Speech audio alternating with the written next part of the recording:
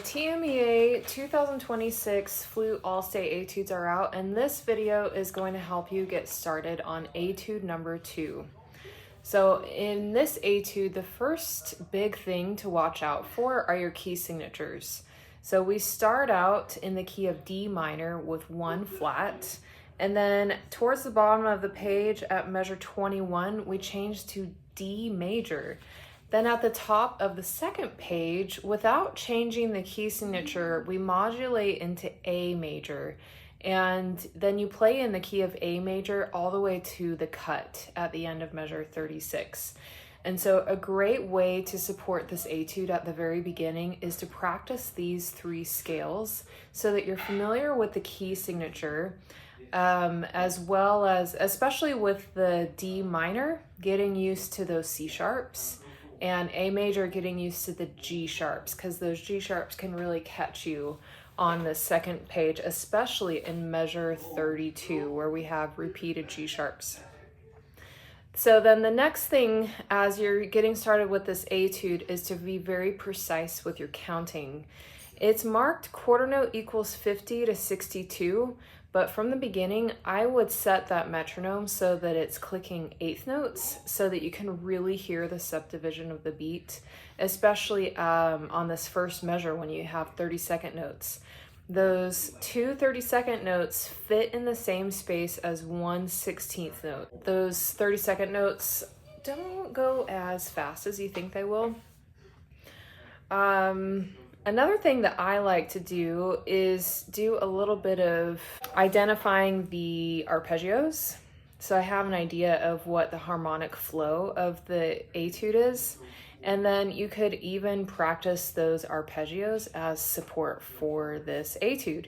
So we start out with D minor arpeggios. We see A major, we see F major, which is kind of fun since it's a relative major to D minor. But as you can see here, there are several different arpeggios that we see. Some of them are inverted, and so just practicing the pattern of the arpeggio is sufficient enough for that. As you look at the second page, it can look kind of intimidating because of the mordents. And with those mordents, it's kind of like a baby trill where we're going from the note that's written to its upper neighbor within the key signature. And that happens on the beat. So it doesn't happen before, it happens right on the beat. And so that would sound kind of like this at measure 27.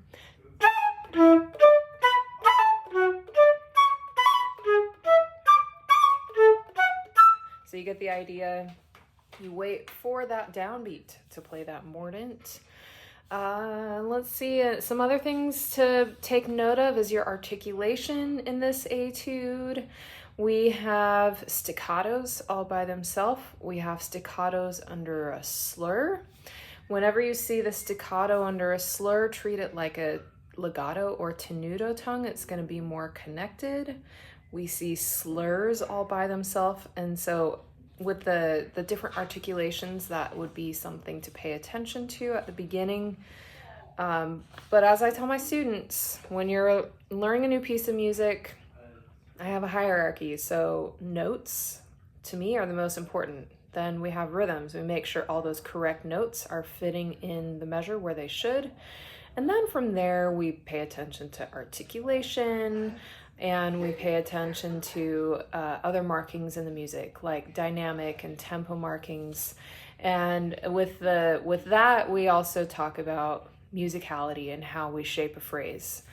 So from the very beginning, don't go too fast. Keep a very conservative tempo and set that metronome so that it is clicking 8th notes so that can help you with counting. Happy practicing.